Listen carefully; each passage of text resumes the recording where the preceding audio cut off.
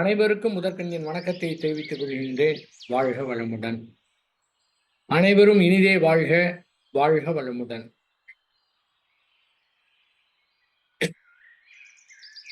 இவ்வளவு நேரம் நாம் நித்தியானந்த தவம் இயற்றினோம்.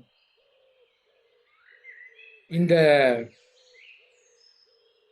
தவத்திற்கும் இந்த தியானத்திற்கும் மௌனத்திற்கும் என்ன வித்தியாசம் அப்படிங்கிறத பார்க்கணும். இந்த வித்தியாசத்தை நம்ம வார்த்தையில விவரிக்க முடியுமானா வார்த்தையில சொல்ல முடியாது. அப்படியே வார்த்தையில யாராவது சொன்னாங்கனாலும் புரிந்துக்கிறவங்க அந்த மாதிரி புரிந்துக்க முடியுமா அப்படின்னா அதுவும் முடியாது. ப்ராக்டிக்கலாக நம்ம பார்த்தாதான். இன்னைக்கு நான் அதிகமாக பேச போகிறது கிடையாது, சுருக்கமாக முடிச்சுக்குவேன். ஆகவே இப்போது ஒரு 10 நிமிடம் நான் மௌனம் இருக்க போகின்றோம். அந்த வித்தியாசத்தை நாம் ஃபீல் பண்ணணும். அதற்காக ஒரு 10 நிமிடம் நாம் மௌனம் இருக்க போகின்றோம். நீங்கள் யார் என்ன வேலை பார்த்துருந்தாலும் வேலையை பார்த்துட்டே கூட நீங்கள் மௌனம் இருக்கலாம். அங்கே ஒன்றுமே செய்ய தேவையில்லை. எது வந்தாலும் சரி முழுமையாக அப்படியே ஏற்றுக்கணும். அங்கே செய்யறதுக்கு ஒன்றுமே கிடையாது. மௌனம் இருக்கிறோம் அப்படிங்கிற உணர்வோடு மட்டும் நாம் இருந்தால் போதுமானது. மந்திரங்கள் எதுவும் சொல்ல தேவையில்லை. வாழ்க வளமுடன் சொல்ல தேவையில்லை. வாழ்க வையகம், வாழ்க வளமுடன் சொல்ல தேவையில்லைங்க. அப்படியே நாம் மௌன நிலையில் இருக்கின்றோம் என்ற உணர்வோடு இருந்தால் போதுமானது. மௌனத்தை துவங்கலாம்.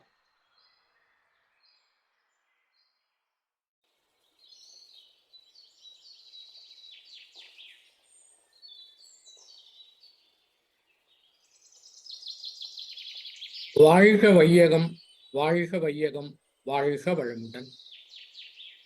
மௌனத்தை நிறைவு செய்து கொள்வோம். சரணாகதி என்பது ஆன்மீகத்தில் மிக உயர்ந்த நிலையாக பேசப்படுகின்றது. பக்தி யோகத்துடைய உச்சகட்டம் சரணாகதி அப்படின்னு சொல்லலாம். நாயன்மார்களுடைய கதையெல்லாம் எத்தனையோ கதை நம்ம கேள்விப்பட்டிருக்கிறோம். அவர்கள் முழுமையாக இறைவனிடத்திலே சரண்டர் ஆனாங்க. அப்போதே அவர்கள் அறிவிலே முழுமை பெற்று விட்டார்கள், அதுவாக மாறிவிட்டார்கள். சரணாகதிங்கிறது எதுக்காக இருக்கணும், எப்படி இருக்கணும், ஏன் இருக்கணும் அப்படின்னு கேட்டால் அதுக்கு பேர் சரணாகதியே கிடையாது. எந்த கேள்வியும் கேட்காம சரண்டர் ஆகணும், அதுக்கு பேர் தான் சரணாகதி. ஒரு சந்தேகப்பட்டோம்னா அதுக்கு பேர் சரணாகதி கிடையாது. ஏன்னா முழுமையா நம்பணும். மகரிஷி அவங்களும் சொல்லுவாங்க, அதாவது இறைவனுக்கு ஒரு சான்ஸ் கொடுங்கம்மா.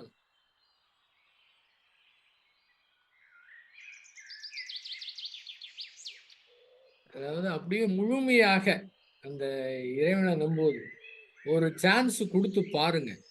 ஏன்னா எப்படி ஆயிருமோன்னு பயந்து கொண்டு இருக்கிற காரணத்தினால அந்த இறைவனுக்கு சான்ஸே கொடுக்கறது இல்லைங்க. கொடுத்து பார்த்தா அது எப்படி கொண்டு போவோம் அப்படின்னு தெளிவாக தெரியும். எந்த பயம் இல்லாமல் அழகாக ஃப்ரீயாக அற்புதமாக நம்முடைய வாழ்க்கையை போயிட்டு இருக்கிறத தெரிஞ்சுக்க முடியும். முதலாவதாக வள்ளலார் பக்தி யோகம், ஆரம்பத்தில் பக்தி யோகம், முதலாம் திருமுறை பக்தி யோகம் முழுமையாக முருகனை பற்றி பாடியது. 6ஆம் திருமுறையிலே முற்றிலுமாக அருவத்தை பற்றி பாடியது. அப்படியே சரண்டர் ஆயிட்டார்.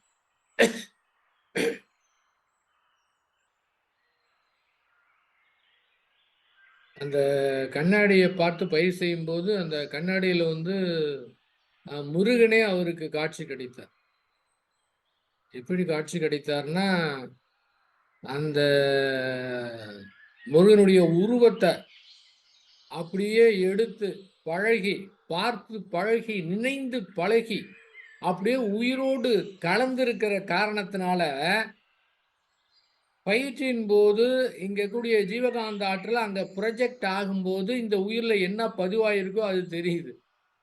அப்போ எந்த மாதிரி சரண்டர் ஆகியிருப்பாருன்னு பாருங்க.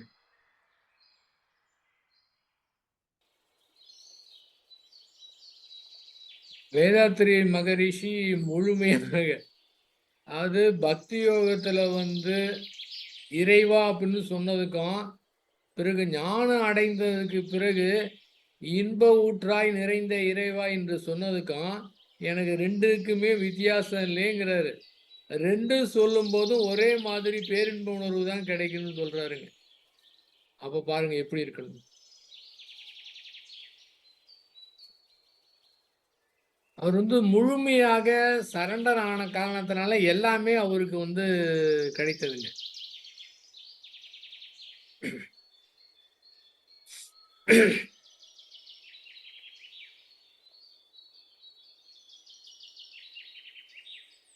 எனது வாழ்க்கை விளக்குங்கிற புத்தகத்துல நாம படித்திருக்கிறோம். அதாவது அந்த அறிவை பயன்படுத்துறதுங்கிறது எப்படின்னு சொல்லணும்னு தெரியல. சரி பார்க்கலாங்க. அதாவது அது மாதிரி சரண்டர் ஆகும்போது அந்த இயற்கை அவர்களை கருவியாக பயன்படுத்தி உலக நன்மைக்காக செய்யக்கூடிய அளவுக்கு ஆற்றலை கொடுக்கும். இந்த மாதிரிலாம் கவிதைகள் ஞான கலைஞத்தில் இவ்வளவு கவிதைகள் எழுதியிருக்காருன்னா இது சாதாரணமான விஷயம் கிடையாது. ஒரு தனி மனிதன் தன்னுடைய அறிவை கொண்டு எழுதக்கூடிய விஷயங்கள் கிடையாது. நீ ஞான களஞ்சியத்துல ஒவ்வொரு பாட்டா எடுத்து டெய்லி ஒரு பாட்டு படிக்க முடியாதுன்னு வச்சுக்கோங்க. 10 நாளைக்கு ஒரு பாட்டு அதை படித்து அதை மட்டும் நீங்க சிந்தனை பண்ணீங்கன்னா அந்த பாடல் முழுவதுமே படிப்பதற்கு நம்மளுடைய ஆயிலே பத்தாது. அவ்வளவு விஷயங்கள் அதில் வந்துகிட்டே இருக்கு. ஆனா சரண்டர் ஆயிட்டேன்னு வச்சுக்கலேன், எல்லாமே உள்ளுக்குள்ள வந்துடும். உள்ளுக்குள்ள இருக்கிறது நமக்கு தெரியாது. தேவைப்படும் நேரத்தில் அது வர ஆரம்பிச்சிடும். மகரிஷி பாட்டு எழுதுறதுன்னா பாட்டுலாம் எழுதுறது கிடையாதுங்க. தோணுச்சுன்னு வச்சுங்க எழுத மாட்டார். திரும்ப தோணுது எழுத மாட்டாருங்க. இனிமே வேற வழியே கிடையாது அப்படின்னா தான் எழுதுவது. யோசனை பண்ணி எழுதுவது கிடையாது. அது எப்போ வரும்னு தெரியாது.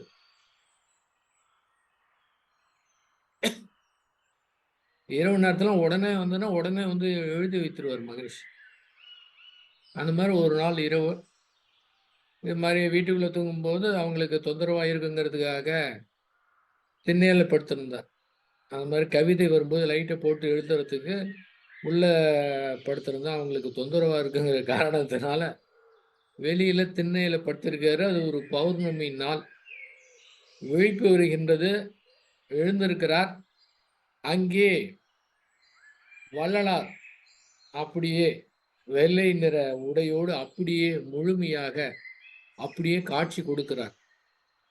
இவர் எழுந்து வணங்கலாம் என்று செல்ல முற்படுவதற்கு முன்பாக ஒரு குரல் ஒலிக்கிறது. அப்பா உன்னோடு 10 ஆண்டு காலம் இருக்க போகின்றோம், யாரிடமும் சொல்லாதே அப்படின்னு சொல்லி மறைந்து அப்படியே அந்த சூக்கம் உடல் இவருடைய உயிரோடு கலந்து விட்டது. அந்த உடல் முழுவதும் ஏற்படக்கூடிய மாற்றம், அந்த பேரின்ப உணர்வு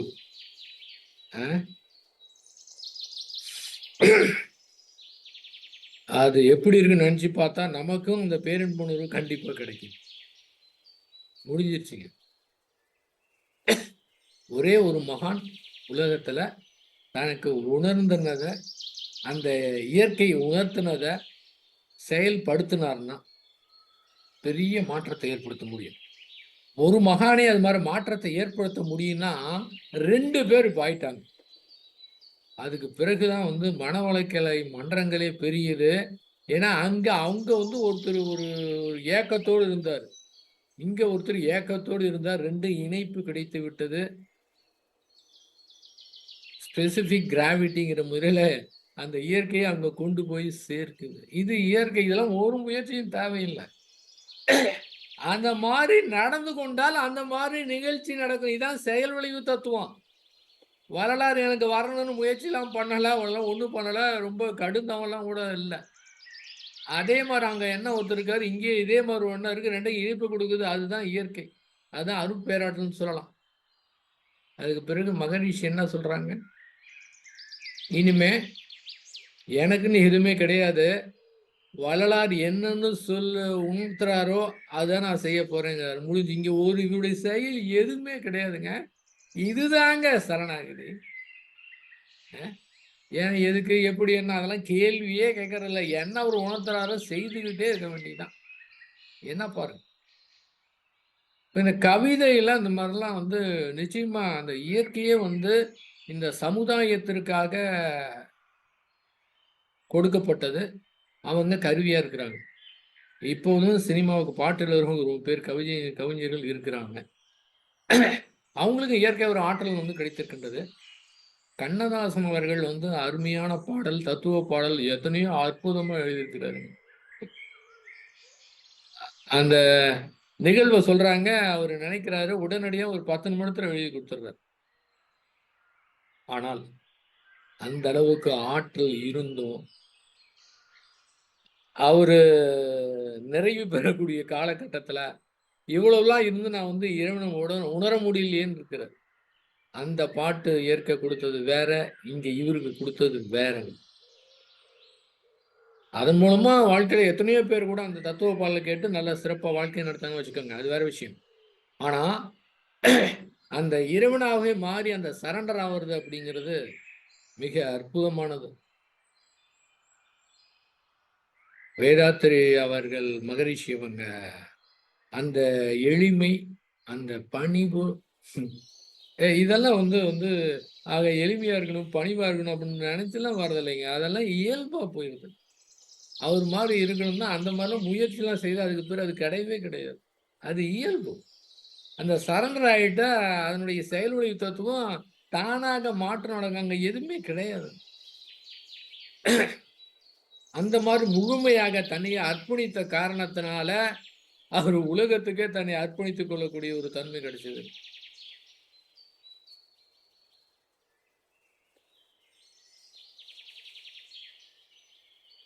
இந்த மாதிரி ஞானிகள் அத்துணை பேருமே அந்த இயற்கை இடத்திலே, இறைவனிடத்திலே, குருவிடத்திலே சரண்டர் ஆயிருக்கு.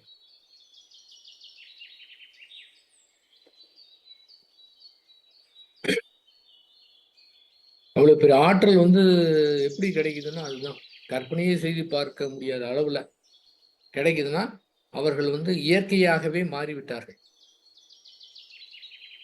இதெல்லாம் பயிற்சி செய்து முயற்சி செய்து வருவது கிடையாது. தியானம்லாம் பயிற்சி செய்யணும், முயற்சி செய்யணும். அதுக்கு அடுத்த கட்டம் சரியான முறையில் தியானம் பண்ணா அடுத்த கட்ட நிகழ்வு அங்க நம்ம முயற்சி கிடையாது. அது நிகழக்கூடியது. அது நிகழ்வு. நாம செய்யறது கிடையாதுங்க.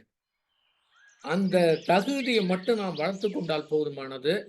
அந்த உணர்வோடு இருந்தால் போதுமானது. அடுத்த கட்ட நிகழ்ச்சி நாம செய்யறது கிடையாது. அது செய்யக்கூடியதுங்க. அந்த அளவுக்கு தகுதியை வளர்த்துக்கணும். உலகத்துக்கு நன்மை செய்யுங்கிற எண்ணத்தோடு இருக்கணும். உண்மையாகவே அந்த உணர்வோடு இருக்கணும். அந்த உலக மக்களோட அன்புங்கிறது அன்புங்கிறது எப்படி சொல்றது? ரொம்ப பேர் அன்பை பத்தி பேசலாம், கேட்கலாம். இனிமையா இருக்கும். ரொம்ப நல்லா இருக்கும். அத உணரணும். அத கொஞ்சம் டச் பண்ணிட்டா. அந்த சுத்த வழியப்ப கொஞ்சம் டச் பண்ணிட்டா. ரொம்ப நேரம் கூட இருக்க தேவையில்ல. கொஞ்சம் டச் பண்ணாவே போதும். அந்த அன்பு வந்து அப்படி எப்படி இங்க ஏற்படுது? இதன் மூலமாக மற்ற நிகழ்வுலாம் பார்க்கும்போது இங்க என்ன உணர்வு ஏற்படுது? எப்படி இந்த உள்ளம் அன்பும் கருணையுமாக இருக்கின்றது?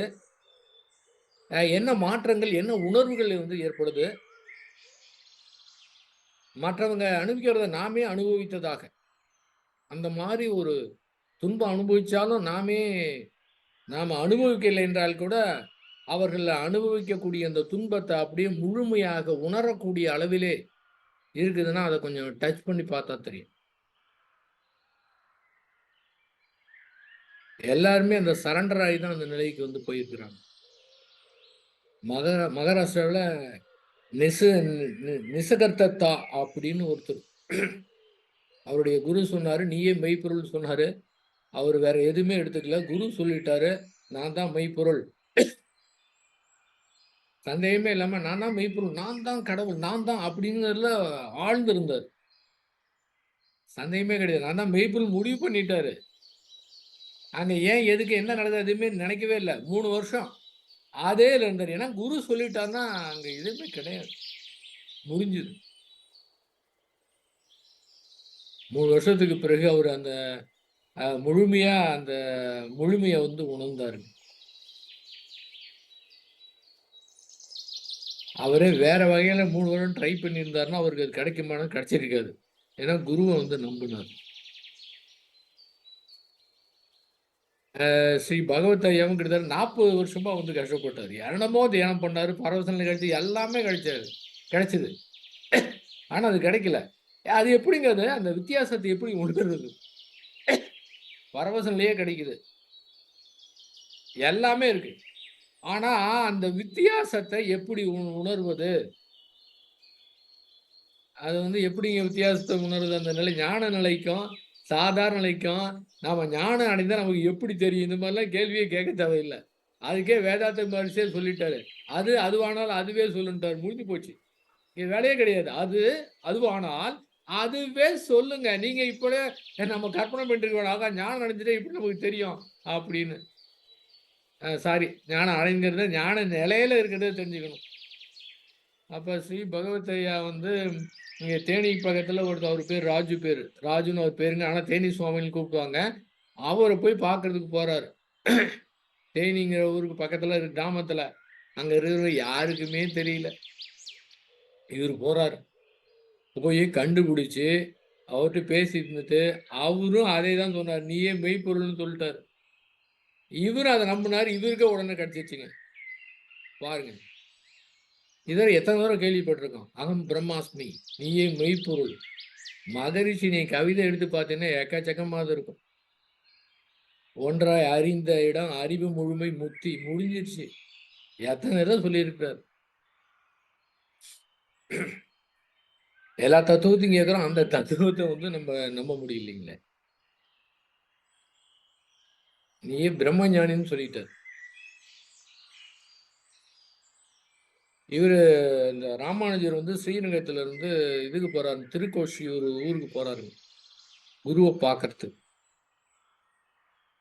கிட்டத்தட்ட ஸ்ரீரங்கத்துல இருந்து திருக்கோஷியூருக்கு 17 முறை நடந்தே போயிருக்காருங்க. குரு மேல என்ன நம்பிக்கை பாருங்க. ஒவ்வொரு முறையும் போயிருக்கிறப்ப நான் வந்து ராமானுஜர் வந்திருக்கேன்பாரு. அவரு சொன்னாராம், "நான் செத்ததுக்கு பிறகு வா" அப்படின்னு சொன்னாராம். இவருக்கு ஒண்ணும் புரியல. வந்துட்டாரு. 18வது முறை போகும்போது தான் அவருக்கு புரியுது. நான் அப்படின்னா என்னன்னு. போய் சொன்னாராம், "அடியேன் ராமானுஜன் வந்திருக்கேன்" அப்படின்னாராம். உடனே வந்து திறந்து வந்து அவர் வந்து பார்த்தாராம். பாருங்க. 18 முறை நடந்தே போகணும்னா என்ன மாரி ஒரு குரு பக்தி இருக்குன்னு பாருங்க. அவரு வந்து உபதேசம் பண்ணாரு. அவருக்கு வந்து கிடைச்சிருச்சுங்க. வெறுமனே ஒண்ணுமே கிடையாது. ஒரு மந்திரம். அந்த மந்திரம் இப்ப யாராவது சொன்னா கிடைக்கும் கிடைக்காது. ஏன்னு கேட்டீங்கன்னா, அந்த காலத்துல அவருக்கு கிடைச்சு, இந்த காலத்துல கிடைக்காதுன்னு நெனைச்சாங்கன்னா கிடைக்காது. அதே உணர்வுபூர்வமா சொன்னாங்கன்னா கிடைக்கும். இவ்வளவுதான். அந்த சரணாகதிங்கிறது அதுதான். "நீ வந்து வேற யாருக்கான்னு சொன்னேன், நீ நரகத்துக்கு போவ" அப்படின்னு சொல்லிட்டாரு குரு. இவரு அந்த கோயிலுடைய உச்சியில ஏறிக்கிட்டு அந்த மந்திரத்த சொன்னாருங்க. "ஓம் நமோ நாராயணம்" அப்படின்னு ஒரு ஒரு மந்திரத்த. எல்லாரும் கேட்டு அவரும் விலகி போயிட்டாரு. எல்லாரும் விலகி போயிட்டாங்களாம். என்ன பவர்ஃபுல் மந்திரம் பாருங்க. ஏன்னா இந்த இடத்துல அந்த நம்பிக்கையோடு சரண்டர் ஆவனால தான் அங்க மாற்றமே நடக்குது. அது அப்படி இயங்கிக்கிட்டு இருக்கு. சரண்டர்ங்கிறது எப்போ ஆகும்? எல்லா முயற்சியும் செய்து பார்த்து ஒண்ணுமே பண்ண முடியல. எல்லா வகையும் ட்ரை பண்ணி பார்த்து ஒண்ணுமே முடியலன்னு கடைசியா சரண்டர் ஆகும். ஏன்னா அப்பதான் அது வரும். இல்லன்னா நம்முடைய அறிவ பயன்படுத்தி அத பண்ணுவோம், இத பண்ணுவோம் ஏதாவது தோணுங்க. எல்லாம் முயற்சி பண்ணி முடியாம வந்து கடைசியா அந்த நிலை வருது. ஆனா அந்த நிலைய வந்து சரியா புரிஞ்சுகிட்டா, அந்த சரண்டர்ங்கிறத எதுவுமே இல்ல அப்படின்னு அந்த சரண்டர் அப்படிங்கிறத புரிஞ்சுகிட்டா, அது உடனடியா கிடைச்சிரும். எந்த மகான வேணாலும் நீங்க எடுத்து பாருங்க. அவங்க சரண்டர் ஆனதுக்கு பிறகு தான் அது வந்து கிடைக்குதுங்க. சரிங்க. இப்போது ஸ்ரீ பகவத் ஐயா அவருடைய பார்வையில வந்து சரணாகதி அப்படிங்கிறது என்னன்னு பார்க்கணும். அதுக்கு முன்பாக நினைவு வரும்போது நினைவு வந்தனால நான் சொல்றேன் நானு. வேதாத்திரி மகரிஷி அவர்கள் இந்த மாதிரி உலகத்தை கொடுக்கணும் அப்படிங்கிற நிலையோடு இருக்கும்போது ஒவ்வொரு வருடமும் நவம்பர் டிசம்பர்ல வந்து மௌனம் இருப்பாங்க.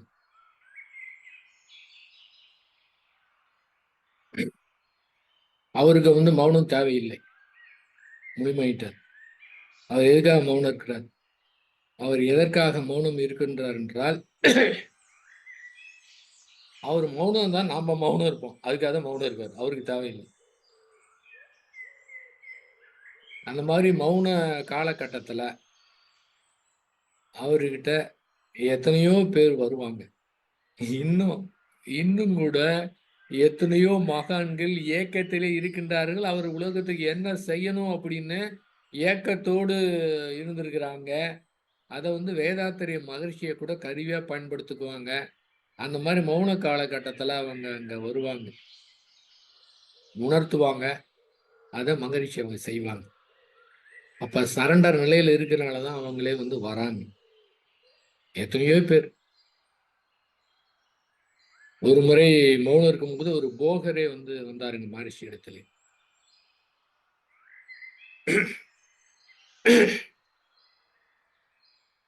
அதுக்கு பிறகுதான் இந்த மகரிஷி அவங்களுடைய என்னன்னு கேட்டீங்கன்னா, மருத்துவம் ஓகே,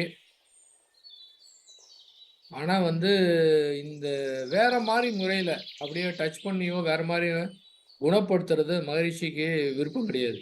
ஆனா மகரிஷி அவங்க ஞானம் அடையறதுக்கு முன்னால அந்த மாதிரி ஆசைப்பட்டாங்களாம். என்ன ஆசைப்பட்டாங்கன்னா, நம்ம யாராவது டச் பண்ணா அவங்களுக்கு நோய் குணமாயிடணும். ஏன்னா துன்பத்தை போக்குறோம் அப்படின்னு நினைச்சிட்டு இருந்தாராம். ஆனா அது அடைந்ததுக்கு பிறகுதான் தெரிஞ்சுதான் அந்த இயற்கை வந்து எப்படி நடத்தி கொண்டிருக்கின்றது. அந்த இயற்கையில வந்து நம்ம வந்து குறுக்கிட கூடாது அப்படின்னு. அதனால அவருக்கு அதுல இன்ட்ரெஸ்ட் இல்லை. ஏன் அப்படின்னா, அப்ப யார் வேணா என்ன வேணாலும் தப்பு செய்யலாம். இங்க வந்து சரியா போயிருங்க உணர்வு ஏற்பட்டுரும். அவங்களுக்கு அந்த செயல் விளைவு தத்துவம் புரியணும். எதுவும் தவறு செய்யக்கூடாது. செய்தால் இந்த மாதிரி துன்பம் ஏற்படும் அப்படின்னு அத்தனை பேரும் உணர வேண்டும் என்பதற்காக தான் அந்த செயல் விளைவு தத்துவத்தை கொடுத்தாங்க. அவர் வந்ததுக்கு பிறகு பார்த்தீங்கன்னா, அதுக்கு பிறகு தான் வந்து அங்க சித்த மருத்துவம் வந்து அவங்க துவங்க அங்க அனுமதி கொடுத்தாங்க. தலைமையகத்துல திருவான்மியூர்ல ஹோமியோபதி சித்த மருத்துவம் இது பண்றதுக்கு அலோவ் பண்ணாங்க. அதுக்காக ஒருத்தர் அங்க வந்து அப்பாயின்மெண்ட் இருந்தாங்க. ஒரு 15 டேஸ் திருவான்மியூர்ல இருப்பார் மிஸ்டர் திருவேங்கடன்ட்டு. அவர் 15 நாள் ஆழியார்ல இருப்பாங்க. அவருக்கு அற்புதமான கலையெல்லாம் தெரியும். இது மாதிரி ஒவ்வொரு முறையும் ஏதாவது அங்க வந்து சூக்கமாக எக்கச்சக்கமான விஷயங்கள் வந்து நடக்கும். அந்த ஆழியார் ஏரியா ஃபுல்லாவே அப்படியே ஒரு அந்த அந்த மௌனம் இருந்து அங்கிருந்து பார்த்தோன்னா அது வந்து ஒரு பெரிய அற்புதமான அந்த காந்த காலத்தை உணர்றது மட்டும் இல்லை. நம்ம தியானம் பண்ணும்போது ஜீவகாந்த பெருக்க பயிற்சியும் போது நம்முடைய உடம்பு எப்படி காந்த களமாக இருக்குன்னு ஃபீல் பண்ணுறோம். ஆனால் அந்த இடத்துல வந்து அந்த காந்த களம் ஃபீல் பண்ணுறதில்ல, 24 மணி நேரம் காந்தத்தில் இருக்கிறத ஃபீல் பண்ணணும். பார்த்தீங்கன்னா அந்த கிச்சனில் மட்டும் தான் பேசிட்டு இருப்பாங்க. மீது என்டையர் ஏரியாவே அந்த பனிக்கு அதுக்கும் சமயத்தில் மழை பெய்யும். அந்த மழைக்கும் அதுக்கும் அந்த இயற்கை சூழ்நிலைக்கும் வந்து பார்த்தீங்கன்னா அற்புதமான ஒரு நிலை இருக்குங்க. அந்த மோன நிலை அதை கொஞ்சம் டேஸ்ட் பண்ணணுங்க. அந்த டேஸ்ட் பண்ணிட்டா சரண்டர் தானா நடக்குங்க.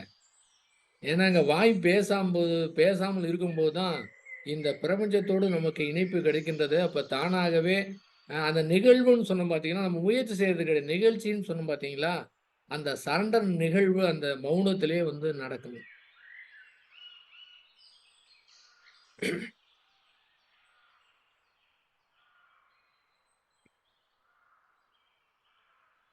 ஸ்ரீ பகவத் ஐயா வந்து அவர் வேதாத்திரி மகரிஷியை வந்து ஏன் தரிசிக்கல?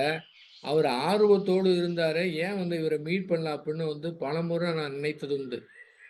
இந்த தியானம்லாம் ஆரம்பிச்சு இந்த இருக்குல்ல, அதுக்குள்ள ஒரு தியானம் கத்துக்கிட்டு அவரு அந்த தியானத்தை நல்ல ஸ்டேஜுக்கு போயிட்டார். இல்லைன்னா இங்க வந்து கத்திருந்துக்கலாம். அவரு ஒரு முறை பேசிட்டு இருக்கும்போது அவரு சொன்னார், அதாவது இந்த மௌனத்துக்காக நான் கிளம்பிட்டு இருக்கேன். நாளைக்கு காலையில கிளம்பணும். பார்த்தீங்கன்னா, ஒரு முன்னாள் முதலமைச்சர் எம்ஜிஆர் வந்து இறந்துட்டாருங்க. அதனால அ அந்த இதில வந்து அது ஆக்சுவலா அன்னைக்கு வந்து நிறைவுன்னு நெனைக்கிறேன். ஏதோ ஒரு மௌனத்தில நான் ஃபர்ஸ்ட் 15 டேஸ் போயிட்டேன். நிறைவுக்காக போறேன்னு நெனைக்கிறேன். அதனால அந்த அன்னைக்கு நிறைவு. என்ன பண்ணிட்டாங்க, அத ஒரு நாள் ஒத்தி வச்சுட்டாங்க. அதனால நான் போகல. அடுத்த நாள் பஸ் ஓடுனதுக்கு பிறகு நான் போனேன். அப்ப அவர் பகவத்தையாவோட பேசிட்டு இருப்போம்னு நினைத்தேன். அவரு சொன்னாரு. இதே மாரி அவரு திருவண்ணாமலைக்கு போறாரு. ஆர்வத்தோடு அந்த திருவண்ணாமலை ஆசிரமத்துக்கு போறாரு. ட்ரெயின்ல வந்து இதுவரை விழுப்புரம் வரை போயாச்சு. அதுக்கு பிறகு திருவண்ணாமலைக்கு போணும். எம்ஜிஆர் இறந்துட்டாரு அப்படின்னு பஸ்ஸே கிடையாது. பார்த்தீங்கன்னா, விழுப்புரம் வந்து அவருடைய நண்பர்கள் 4, 5 பேரோட திருவண்ணாமலைக்கு நடந்தே போனாராம். அந்த நாள்ல நான் வெயிட் பண்ணிட்டு, அடுத்த நாள் நான் வந்து ஆழியார் போறேன். அவரு வந்து திருவண்ணாமலைக்கு விழுப்புரத்துலருந்து நடந்தே போனாருங்களாம்.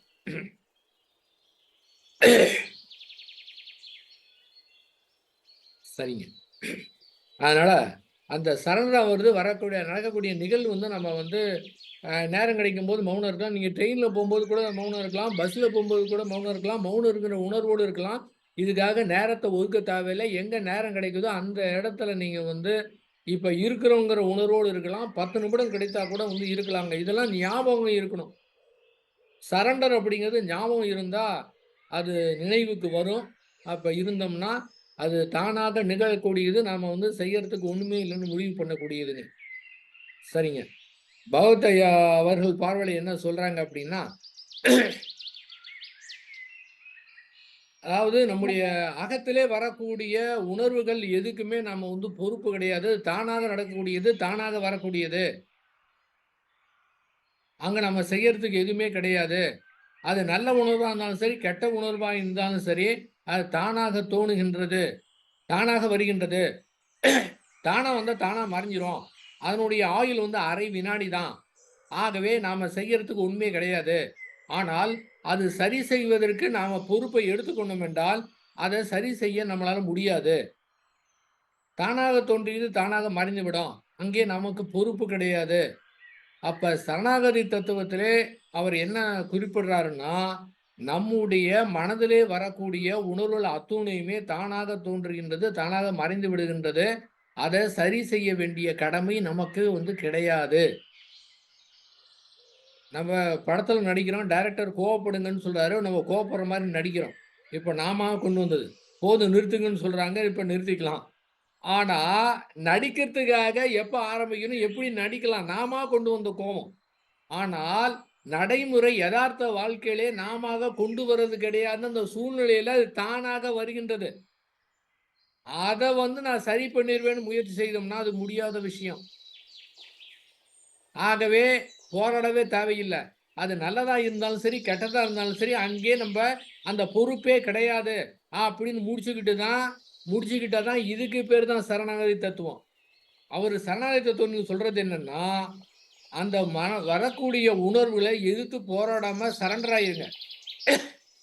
சரண்டர் ஆயினா நீங்க யாருகிட்ட கூட சரண்டர் ஆக வேணாம். நம்முடைய மனதிலிடத்திலே சரண்டர் ஆயிடலாம். அங்க அகத்திலே சரண்டர் ஆயிடலாம். அங்க செய்யறதுக்கு நம்ம ஒண்ணுமே கிடையாது. அது எப்படி இருந்தாலும் சரி, என்ன மாரி வந்தாலும் சரி, எக்கேடு கெட்டு இருந்தாலும் சரி, எக்கேடு கெட்டாலும் போ அப்படிங்கிற முறையில அங்க ஒண்ணுமே பண்றதுக்கு இல்ல. அப்படின்னு முழுமையா அதட்ட சரண்டர் ஆயிட்டு, அத மாற்றுவதற்கு எந்த முயற்சியும் எடுக்கக்கூடாது. இந்த மாதிரி ஆகிவிட்டது என்றால் என்னாகும்? மனம் இப்போது வேற டைமென்ஷனுக்கு போயிரும். இப்போது மனநிலை எப்படி இயங்குதோ, வேற டைமென்ஷனுக்கு, வேற பரிமாணத்துக்கு போய்விடுகிறது. அது போயிடுச்சுன்னா, அதனுடைய நிலை வேறமா இருக்கும். ஏன்னா, அந்த சரண்டர் ஆன காரணத்தினால, அது பிரவாகமா போயிடும். பிரவாகமா விட்டுடும். அந்ததுக்கு பிறகு, இத புரிந்து கொள்வது தான் நம்முடைய வேலை. புரிந்து கொண்டதுக்கு பிறகு, அது தானாகவே பிரவாகமா ஓடி போயிரும். அங்க செய்யறதுக்கு எதுவுமே கிடையாது. அந்த வேற டைமென்ஷனுக்கு போனது பிறகு, இப்ப இருக்கிற மனநல வரவே முடியாது. நினைத்தாலும் வர முடியாது. முடிந்தது அவ்வளவுதான். அப்ப உண்மையான சரண்டர் அகத்திலே எதுவும் செய்ய தேவையில்லை என்பதுதான். ஆனால் என்ன சொல்றாங்க, நீ என்ன எனக்கு குடுத்தாலும் சரி, என்ன செஞ்சாலும் சரி, நான் வந்து சரண்டர் ஆயிடுறேன். நீங்க சொல்றத நான் அப்படியே ஏத்துக்கிறேன். அப்படின்னு புறத்துக்கு சொன்னா, அதுக்கு பேரு வந்து சரணாகதி கிடையாது. அது சரணாகதி தத்துவம் கிடையாது. அதுக்கு பேரு சோம்பல் தத்துவம் அப்படின்னு ஸ்ரீ பகவத் ஐயா சொல்றாரு. புறத்துல நடக்கக்கூடிய செயலுக்கு நமக்கும் தொடர்பு உண்டு. அகத்த பொறுத்தவரை நமக்கே வந்தாலும், நமக்கு நம்முடைய மனதிலே அது ஏற்பட்டாலும் நமக்கு அதுக்கு சம்மந்தம் கிடையாது. ஆனா, புற செயல்கள்ல நமக்கு அதுக்கு தொடர்பு உண்டு. அப்ப நல்லது செய்யணும், தீங்கு செய்யக்கூடாது அப்படின்னு அறிவை கொண்டு டிசைட் பண்ணி, புறத்துல வெற்றிகரமா அறிவை பயன்படுத்தி செயல்களை செய்ய வேண்டும். வேதாத்திரி மகரிஷி அவங்க அந்த சொன்ன 2 ஒழுக்க பண்பாடு தான். யாருக்கும் துன்பம் தரக்கூடாது. துன்பப்படுவங்களுக்கு நம்மால் முடிந்த உதவிய செய்யணும். அவரு வேறு வார்த்தையில சொல்றாரு. வெளிப்புற செயல சரி பண்ணக்கூடிய பங்கு நம்மிடத்திலே இருக்குது. கடமை இருக்கின்றது.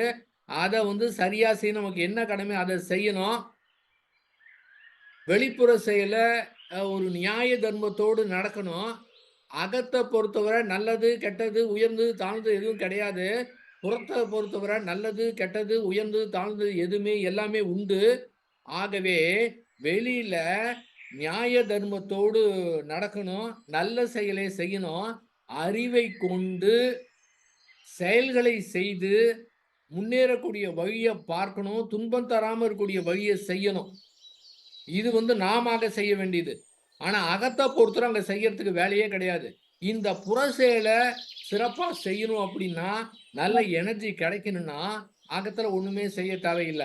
இந்த அகத்துல வந்து சரி செய்யக்கூடிய முயற்சியில நம்முடைய 75% எனர்ஜி போயிருது.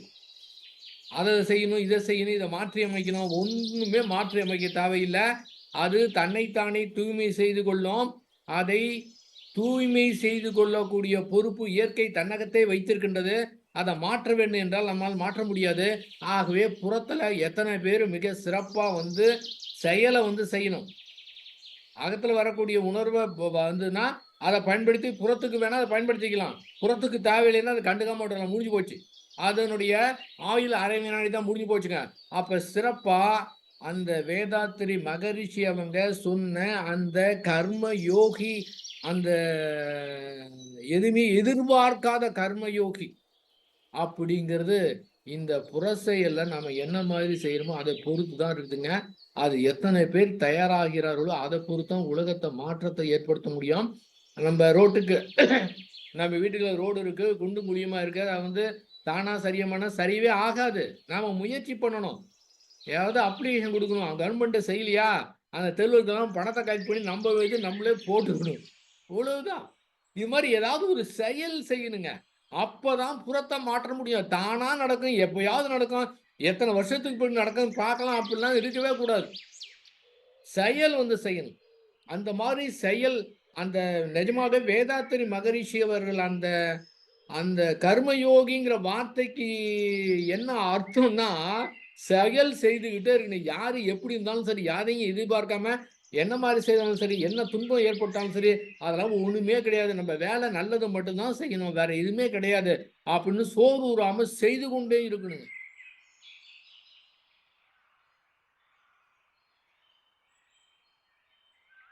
அறிவை பயன்படுத்தி எத்தனை பேரு செயல் செய்றாங்களோ, செயல் தாங்க. செயல், செயல்.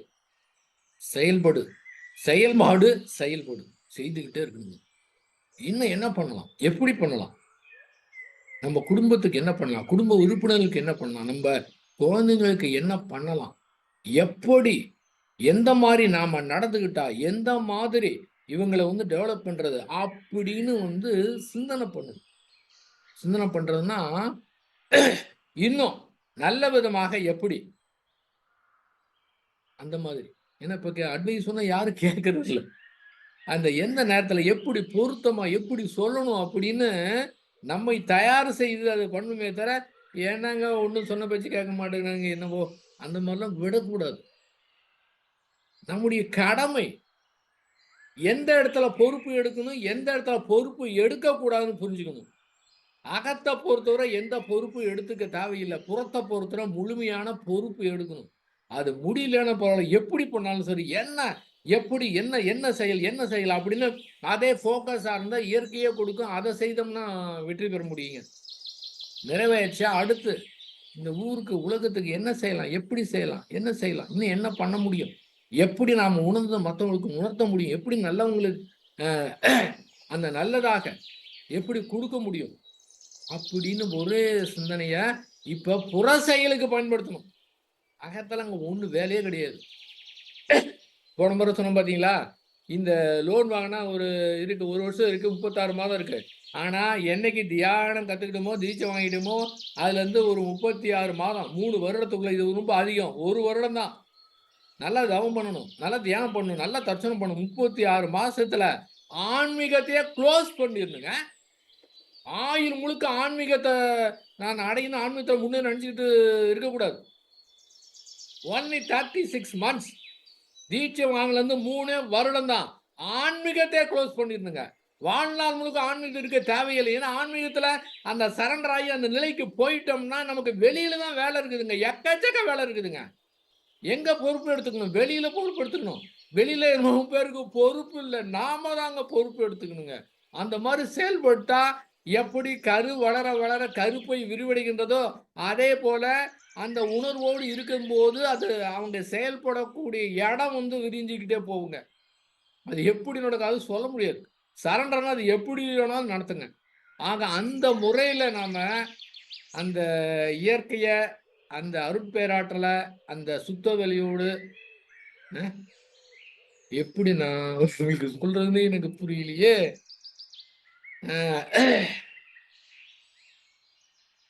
நேரம் கிடைக்கும்போது மௌனம் இருங்க. அங்க எதுவுமே செய்யக்கூடாதுங்க.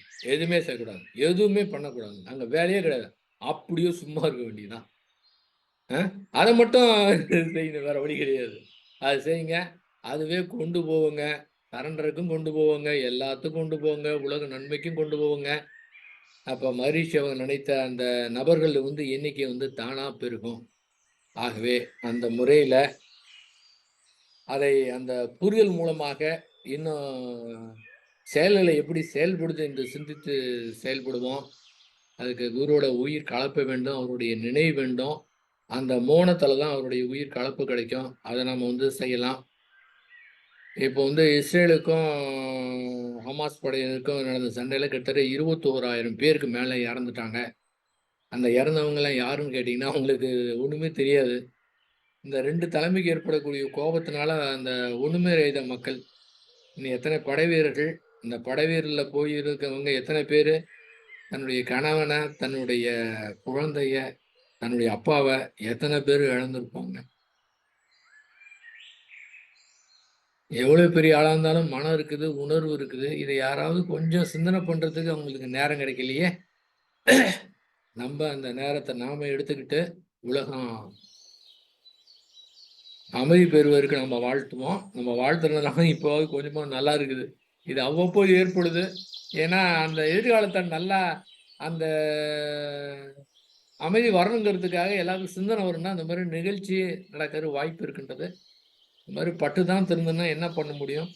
ஆகவே அதுக்கு உண்டான சிந்தனையை நம்ம செலுத்தலாம். குறுகி நிற்காம இந்த கடமையும் செய்துக்கிட்டு அதுக்கு உண்டான கடமையை செய்யணுங்கிறப்போ உங்களுக்கு வேலை அதிகமா இருக்கிற மாதிரி தெரியும். அதுக்கு ஒரே வழி ஆன்மீகத்தை க்ளோஸ் பண்ணிருந்தோம். நீங்க நம்ம நிறைவேறணுங்க. அதுக்கு புற செயலை அற்புதமா செய்யலாம். அடுத்து போதையில்லா தமிழகத்தை ஏற்படுத்தணுங்க. யாரும் அந்த மாதிரி பேசுற மாதிரி தெரியல, பேப்பர்லும் வர மாதிரி தெரியல. எவ்வளவு பெரிய விஷயம், இளைஞர்லாம் எப்படி இருக்கிறாங்க? இந்த 10வது +1 +2லயும் இந்த நிலைமைன்னா இதை உட்கொண்டா என்ன ஆகும்? ஒரு குறிப்பிட்ட காலகட்ட பிறகு அவங்களே திருந்தணும்னு நினைச்சாலும் சரி, சரண்டர் ஆனா கூட ஒண்ணுமே பண்ண முடியாது. தீபாவளி அன்னைக்கு கிட்டத்தட்ட ஒரு 400 சில்லற கோடியாம் விற்பனை. அதுல வந்து ஃபர்ஸ்ட் இது மதுரை மண்டலம் தான் அடைஞ்சிருக்குதா. பழங்காலத்துல எங்கேயாவது கள்ளச்சாராயம் காய்ச்சினது நடந்ததுன்னா அங்க இருக்கிற போலீஸ் ஸ்டேஷன்ல இருக்கிற காவலர்லாம் டிரான்ஸ்ஃபர் பண்ணிடுவாங்க. அந்த காலத்துல. இந்த காலத்துல என்ன பண்ண முடியும்? ஒண்ணும் பண்ண முடியாது. ஆனா இந்த காலத்துல இருந்தாலும் நான் சொல்றேங்க. இந்த மதுரை மண்டலம் ஃபர்ஸ்ட்ல வந்ததுக்கு மதுரையில இருக்கிற ஆன்மீக அமைப்புகள் அத்தனையும் பொறுப்பேற்றுக்கணும். மதுரையில இருக்கக்கூடிய ஆன்மீக அமைப்புகள் அத்துணையுமே சரியா செயல்படலைன்னு வச்சுக்கலாம். மகரிஷி சொல்லுவாங்க, உலகத்துல யார் என்ன மாதிரி தவறு செய்தாலும் சரி, நிச்சயமா தனி மனிதனுக்கு ஒரு பொறுப்பு இருக்கு. எனக்கு சம்மந்தம் இல்ல. நான் அது மாதிரிலாம் நினைக்கவே இல்ல. நல்லதா நினைக்கிறேன்னாலே, அந்த தனி மனிதனுக்கு நிச்சயமாக அவனுக்கு ஒரு ஒரு அவன் செய்த செயல் ஒண்ணு இருக்குது. யார் வேணாலும் செஞ்சாலும் சரி.